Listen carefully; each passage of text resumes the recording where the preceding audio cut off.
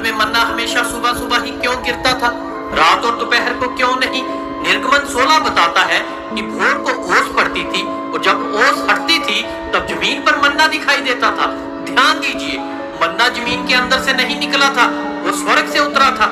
मतलब कुछ चीजें मेहनत से नहीं, सिर्फ परमेश्वर की उपस्थिति से मिलती है।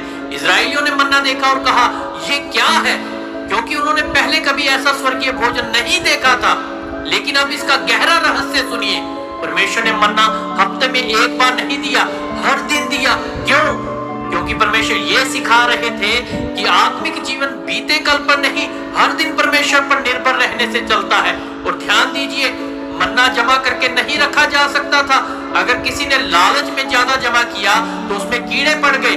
मतलब परमेश्वर सच्चा संबंध चाहते हैं, सिर्फ धार्मिकता इकट्ठा करना नहीं। एक और गहरी बात, मन्ना मिस्र में नहीं गिरा लेकिन जंगल में गिरा। मतलब कई बार परमेश्वर की सबसे बड़ी मदद आराम की जिंदगी में नहीं बल्कि कठिन समय में दिखाई देती है। और बाइबल कहती है सूरज तेज होते ही मन्ना पिघल जाता था। मतलब कुछ आत्मिक आशीषें देर करने से खो जाती है। ये कोई जादुई बात नहीं है, लेकिन इसमें एक गहरी सीख जरूर छुपी है।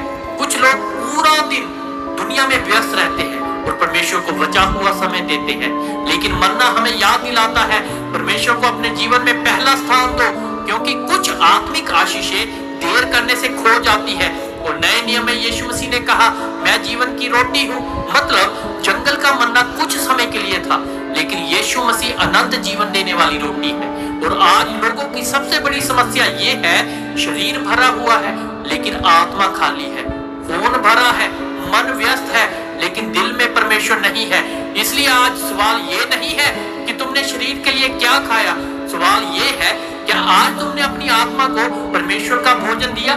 जैसे शरीर बिना रोटी के कमजोर होता है, वैसे ही आत्मा बिना मसीह के सूख जाती है। इसलिए